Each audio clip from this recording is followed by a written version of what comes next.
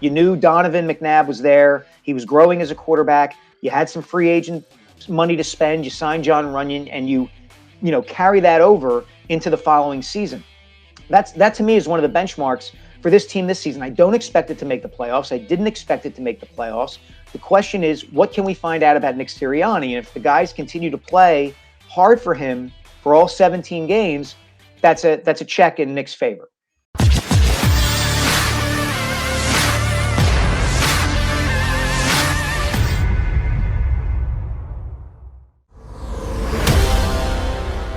Strawberry soda. Oh my goodness. I can't go. Mike Sielski. There he is. Yeah, seriously, the last thing Mike Sielski wants to do was walk into a conversation about the most amount of sliders you can buy in one sack. Because Barrett Brooks is a White Castle aficionado, Mike, and has broken down all the different order types and has eaten 13 max. And all I wanted to know is if he got a little bottle of water at the end instead of a soda to kind of balance it out. I haven't been to a White Castle since I was in college at LaSalle, and there was one at the corner of Broad and Olney, and that's been it. So I've been White Castle free since the late 90s. Wow. Every day, right? You take it one day at a time. Exactly. I'm hoping over the last, 24 years that my body is finally able to get all of that processed and out. Yes. Oh man, bro! I'll tell you what. When I first got drafted by the Eagles, there was one right down there by the cheerleaders, right across from cheerleaders. You know, and that's where I used to go get my White Castles. The year I covered the Mets up in New York. Yeah. One of the first road trips I went on, I covered a series against the Reds, and I stayed at the courtyard, the Marriott Courtyard in Covington, Kentucky, which is literally over the bridge from the Great American Ballpark. And in the parking lot of the hotel was a White Castle. Did not hit it because I was like, I can't. Did you go to Skyline Chili? I did not, because Skyline Chili is the worst thing to eat in Cincinnati. Yeah. White Castle is the second worst. Okay. Well, Mike, we referenced your column yesterday and today. I found it very interesting because the same thoughts, were in my head as I'm watching that game transpire on Sunday and the Eagles running the football, 46 times. And I'm like, it was the perfect recipe to win the game that way. But I just could see Jeffrey Lurie saying, why are they running the football? Like, this doesn't fit his vision of what the NFL is. No, I think you're 100% right about that, Harry. It's funny. I've gotten a lot of pushback on Twitter about this column from a lot of fans who seem to think like, why wouldn't they run the ball? Don't you want them to run the ball? Don't you want to win games? Two things. First, I don't care whether the Eagles win or lose. I cover them, grew up a fan, not a fan anymore, try to cover them honestly and write about them honestly. Secondly, my point was not that they should or shouldn't run the football to win games. I think with the way that they're set up right now, with a young quarterback, with some depth at running back, and particularly with that offensive line, of course they should run the football more. But they don't want to do that as an organizational philosophy. They don't want to do it. And the thing that you have to keep in mind, and we can go way back into Jeffrey Lurie's history for other examples, but remember, Jalen Hurts was not supposed to be their quarterback this season. Carson Wentz was. And they were not going to be running the ball down people's throats with Carson Wentz. They were going to be throwing the ball all over the place because they paid him 4 years and $128 million, or however much he might have made, to do exactly that. So the idea that all of a sudden they're going to look around and go, oh, we beat the Lions 44-6 by running the ball down their throats, and they're going to change what their thinking is from a big picture standpoint in terms of how to run an offense, it's not going to happen. I think the same thing, but I will say this. I do see this team sticking together a lot more, even after the flowers and horticulture and everything else. This team really is buying into what he's saying, but he still has control of the team, as opposed I thought, after that it would be over, but they still like him. They still want to fight for him, just like what Kelsey said, Yeah, I agree with you. Yeah, I agree with you, Barrett. I think that, to me, that's the test of this whole season for Sirianni is, do they continue to play hard for him? Right. Okay, that's it. You go back to 1999, Andy Reid's first season. that team played hard for him the whole year. And it was one of those rare situations where by winning the last 2 games of that season, there actually was a carryover to the following year because you knew Donovan McNabb was there. He was growing as a quarterback. You had some free agent money to spend. You signed John Runyon, and you carry that over into the following season. That to me is one of the benchmarks for this team this season. I don't expect it to make the playoffs. I didn't expect it to make the playoffs. The question is, what can we find out about Nick Sirianni? And if the guys continue to play hard for him for all 17 games, that's a check in Nick's favor. How much of this, Mike, is something that you can discern the difference of guys truly buying in versus guys who may not be here next year and are busting their ass to show that they can play elsewhere and that they're not a problem in a locker room, et cetera?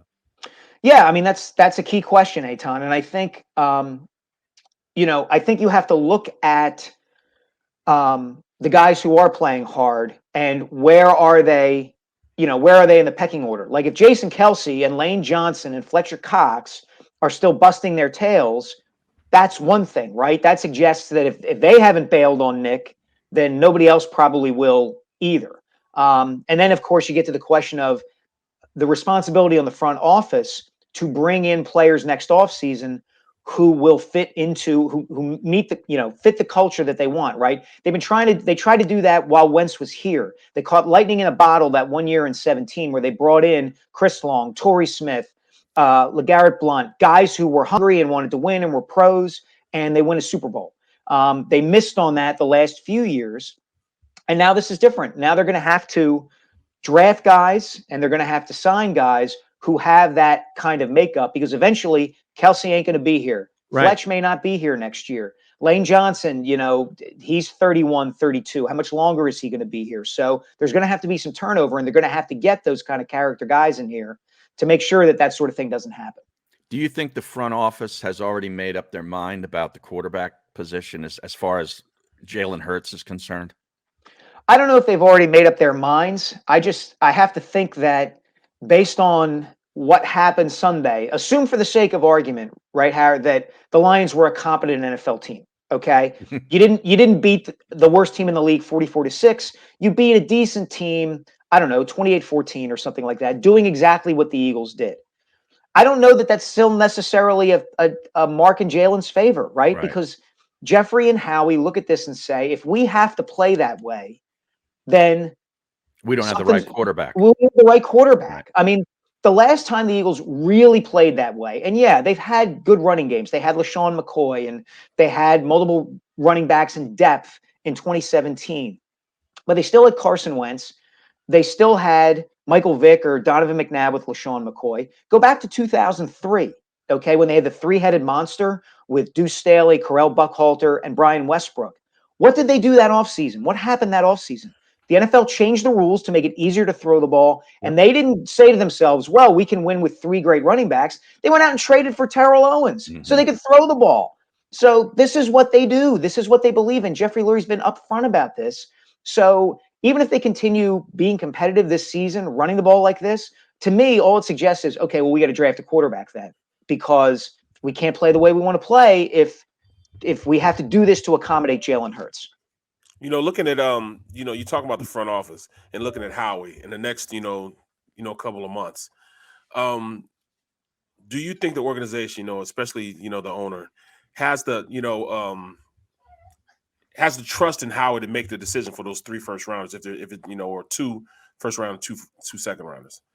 Do they still have a lot of trust in him? I think that's to be determined, Barrett. I think the way the rest of this season goes will determine that. If Devontae Smith plays well, if he gets over these drops that he's had lately, if Jalen Hurts, it's kind of I'm talking out of both sides of my mouth here, but, if the Eagles play well the rest of the year or play better, playing in a style they don't want to play, that still works to Howie's benefit, I think. That okay, we'll give them another shot to make these draft picks. I mean, if they bottom out, if they lose to the Giants once or twice, if they lose to Washington, if Dallas blows their doors off again, then that's different. But I think at this point, everybody's looking at the rest of the season and saying, okay, they should win, a few games in their division and they should beat the Jets. And so what's the record going to look like then?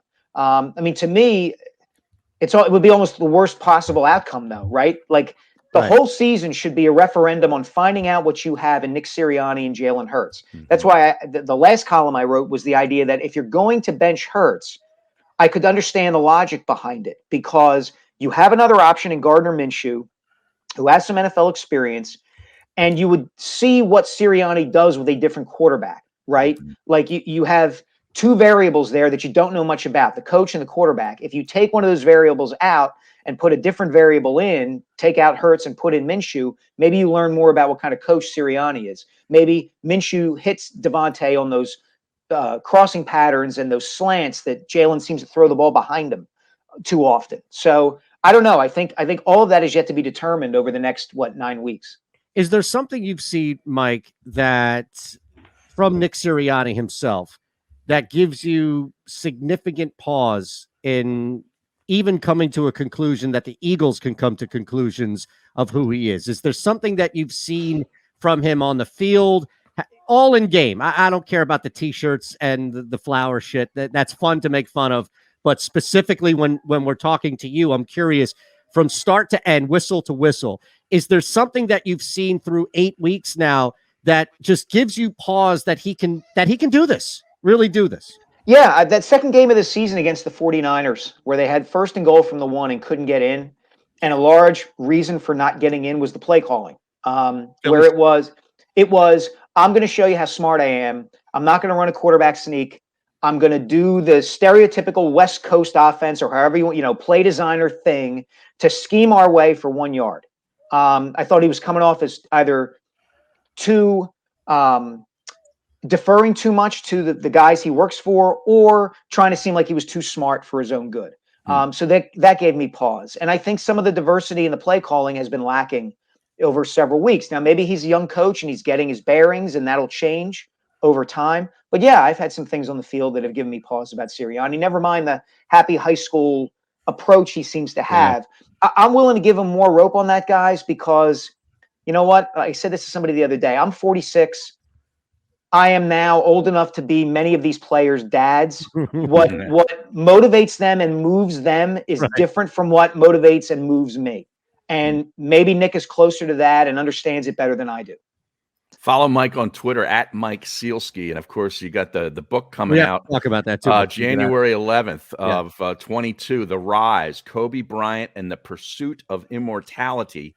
The rise of KobeBook.com. How have the reviews been, Mike? You happy with what people are saying? Yeah, the reviews have been good so far.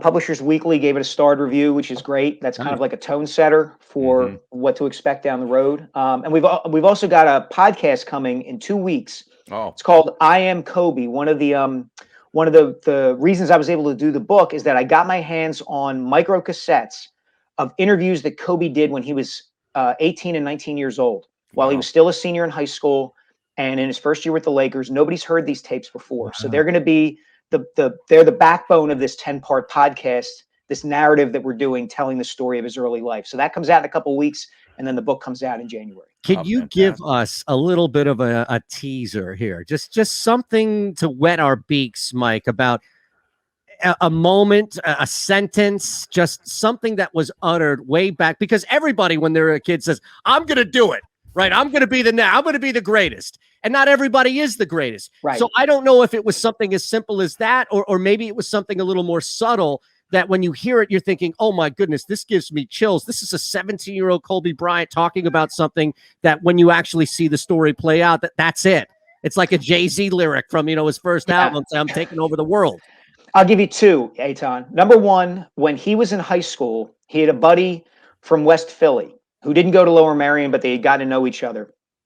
He and this friend would go around the playgrounds around the city, West Philly, North Philly, all over the, Ardmore, all over the place. The friend had two jobs.